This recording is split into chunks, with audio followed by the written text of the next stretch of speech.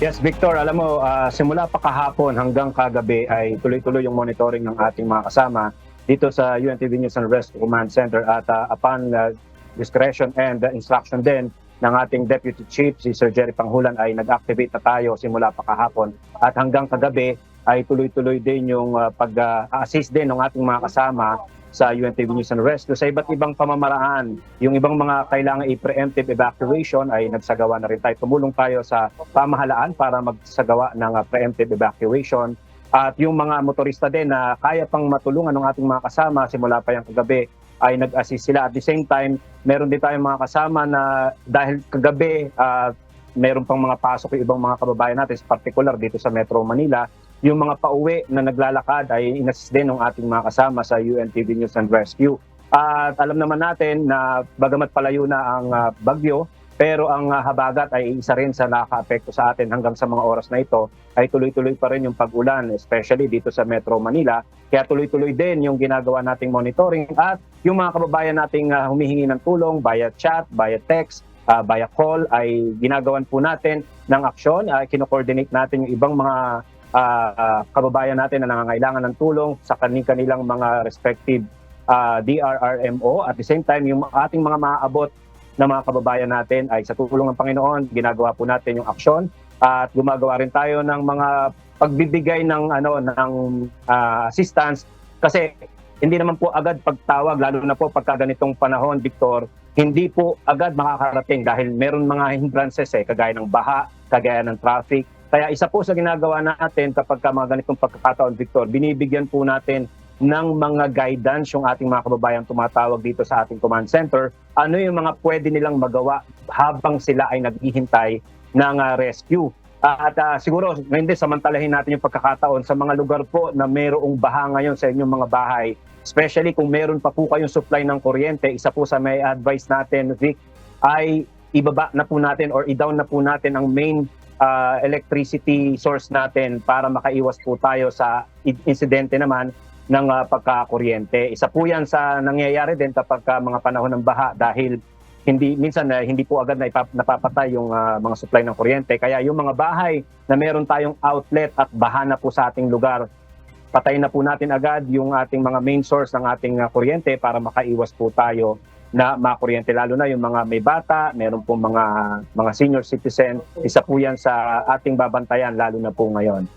Sa ngayon tuloy-tuloy yung ating yung area ng extreme northern Luzon, diyan din ay base sa monitoring natin, Vic, diyan sa may Cagayan, sa may Isabela ay tuloy-tuloy pa rin ang malakas na pag-ulan, lalo na sa may area ng Cagayan, tuloy-tuloy din yung pag-ulan dito sa Metro Manila. Kaya naman po on standby lahat po ng ating team, especially dito po sa Northern Luzon, dito sa NCR at dito sa Central Luzon. Kasi ang monitoring natin, meron din mga pagbaha dyan sa area ng Balanga City, Bataan, sa ibang bahagi ng area ng Bataan, dito rin sa area ng Cavite, Marikina, dito sa Navotas, particular dito sa buong Metro Manila, talagang marami na pong lubog sa tubig baha. Kaya dobling ingat po ang ating maipapayo sa ating mga kababayan para po tayo ay maging ligtas. At wag po kung mayroon pong kakailanganing tulong, wag po kayong mahihiyang tumawag sa hotline po ng UNTV News and Rescue at tayo naman po ay makikipagtulungan sa ating nasa gobyerno.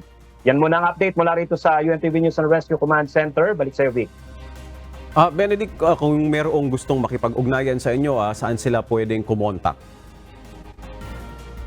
Yan. Pwede po tayong tumawag sa UNTV News and Rescue Hotline. At yan po ay matatawagan po natin 24/7. Pwede po tayong tumawag sa numerong 0923-544-5376. Yan. Pwede rin po kayong mag-message sa Facebook page, official Facebook page ng UNTV News and Rescue, Tulong Muna Bago Balita. At isa rin po yan sa nakapagbibigay din, Vic, ng update sa ating mga kababayan kasi yung ating mga kasama ay nakakalat sa buong Pilipinas. Kaya yung mga updates din, yung nangyayari sa kanilang mga lugar ay nakakapag-update din tayo sa ating Facebook page para makita ng ating mga kababayan. Maaaring yung kanilang mga kamag-anak ay nasa ganitong lugar, hindi nila nakikita. Maaari po silang mag-monitor sa ating Facebook page at maaari din silang tumawag, mag-chat kung sila po ay nangangailangan ng tulong. Ulitin ko po, pwede po kayong tumawag or mag-text, mag-chat sa 0923-544 sa 5376. Yan yung ating hotline. Vic, siguro isingit ko lang din. Dito natin makikita, Vic, siguro yung kahalagahan ng preemptive evacuation. Dahil sa madalas na pagkakataon, talagang yan ang na-experience natin na meron tayong preemptive evacuation na ginagawa ng ating pamahalaan na sana po sa ating mga kababayan, kapag po tayo ay hinihikayat ng lumikas, kahit wala pang malalim na baha, kahit wala pang baha. Kasi alam po ng ating nasa pamahalaan kung ano yung posibilidad na mangyari ahead. Kaya sana po sa ating mga kababayan na nakamonitor ngayon at yung ating mga mahal sa buhay, ma-encourage natin silang sumunod sa advice ng ating nasa gobyerno. Pag sinabi pong preemptive evacuation, ibig sabihin po, mayroon pong nagbabadyang panganib sa atin, lalo na kung tayo ay nasa low-lying areas kapag mga ganitong panahon ng tag-ulan at saka yung mga pagbaha. Kaya sana po, preemptive evacuation, isa po sa solusyon yan para tayo ay hindi maipit sa ganitong panganib, mga kasambahay. Yan, Vic, ang update. Salamat. Oo, Benedict, kaugnay nga rin dyan dun sa mga binibigay mong mga tips. Kasi mayroon din tayong mga kababayan na sa ganitong mga sitwasyon, may mga pagbaha na sa kanilang lugar, hindi na iiwasan na talagang kailangan nilang lumusong doon sa baha. Ano naman ang dapat nilang gawin after nilang lumusong sa baha? Anong mga pag-iingat ang dapat nilang gawin, Benedict? Kung talagang, kung may iwasan po natin dahil pagka ganitong panahon, nauuso naman yung sakit na nanggagaling sa ihi ng daga, yung tinatawag na leptospirosis. Especially po doon sa may mga sugat. Yan, mas mabilis pong makapasok sa ating mga katawan yung virus na dulot ng ihi ng daga. At iba't iba pang mga hayop at insekto. Pero kung talagang kakailanganin natin, wala tayong choice kundi tayo ay lumusong. Ang isa pong unang gagawin natin once tayo ay umahon sa tubig baha, maghugas po tayo, maligo tayo kung kinakailangan talagang buong katawan, linisin po talaga natin, magsabon po tayo.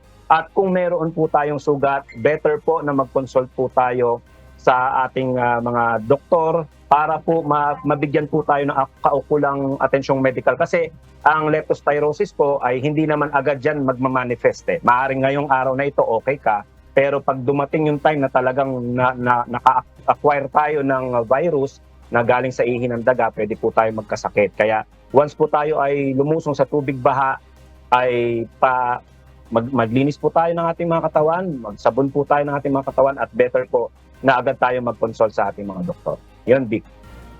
Alright, maraming salamat. Benedict Galazan, ang manager po ng UNTV News and Rescue na nandyan po sa ating command center. Uulitin lang po natin yung hotline po ng UNTV News and Rescue. It's 0923-544-5376. Maaari po kayong makipag-ugnayan dyan kung kailangan po natin ng mga tulong gaya ng mga pagre-rescue. Ang puwersa po ng UNTV News and Rescue ay nakamatyago, nakaantabay po ngayon para umasisti po sa atin sa mga lugar na naapektuhan po ng mga pagbaha at ng sama ng panahon.